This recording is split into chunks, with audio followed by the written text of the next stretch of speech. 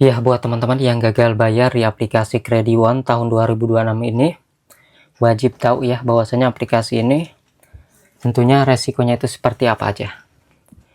Perlu kalian ketahui aplikasi Krediwan ini memang dalam peminjamannya, awal-awal pinjam itu kita mendapatkan jarak cicilan yang pendek walaupun tenornya panjang. Tenor sama jarak cicilan ini kan beda ya. Tenor bisa 3 bulan, tapi jarak cicilan kan 2 minggu sekali, seperti itu. Nah, buat teman-teman yang masih telat bayar beberapa minggu aja gak perlu takut ya, karena tidak langsung didatangi di lapangan. Karena aplikasi ini juga lebih mengutamakan penagihan telepon saja.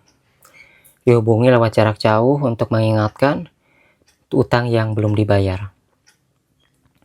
Tetapi yang sudah agak lama, berbulan-bulan lebih ya, di atas 2-3 bulan, itu sebagian orang sudah didatangi oleh DC lapangan Krediwan, yang mana sebenarnya kalian gak perlu takut sekalipun DC-nya ada.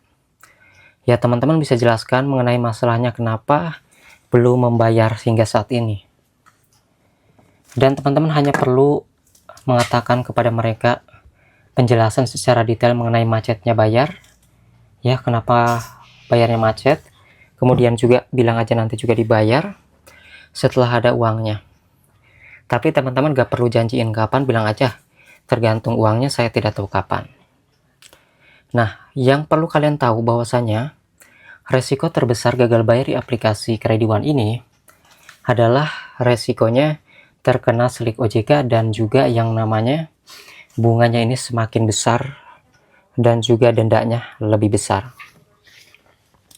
Maka hal inilah yang harus kalian patut ketahui ya, harus diwaspadai, karena bisa-bisa utang kita berapa nanti bisa hampir 2 kali lipat ya, seperti itu. Biasanya tidak akan melebihi dari 2 kali lipat banyak gitu ya, 2 kali lipat paling lebih sedikit aja. Yang pasti kalian harus tahu lah aturannya gitu ya. Dan kalau terkena slik OJK nanti apa resikonya ya teman-teman? Misalnya pinjam uang di bank, kredit rumah, motor, barang, mobil, itu akan dipersulit. Nah, kalau misalnya teman-teman gak mau seperti itu ya, kalau ada uangnya usahakan bayar ya, cicil, negosiasi. Kalau misalnya nggak ada uang jangan maksa juga gitu ya, karena aplikasi ini juga tidak akan memaksa. Yang pasti di sini kan saya sudah jelaskan bahwasanya aplikasi Krediwan ini ada yang namanya resikonya sendiri, kena slik OJK. Nah, kalau misalnya teman-teman kepalang sudah kena slik OJK, kemudian mau mengembalikan skor kreditnya biar bagus ya, biar tidak tercoreng lagi ya teman-teman, harus yang namanya konfirmasi ya, apakah sudah dihapus nih, kalau sudah dilunasi ya yang namanya slik OJK tersebut atau gimana. Nah, itu tuh harus teman-teman tanyakan secara detail, karena banyak orang pinjam uang di pinjol lain terkena slik OJK kemudian ingin mengembalikan namanya biar bagus lagi skor kreditnya, biar tidak tercoreng slik OJK, dia lunasi. Setelah dilunasi ternyata masih tercoreng sliknya. Nah, itu yang harus teman-teman perhatikan lebih detail. Jadi ribet lah kalau misalnya kita sudah yang namanya tercoreng slik OJK-nya.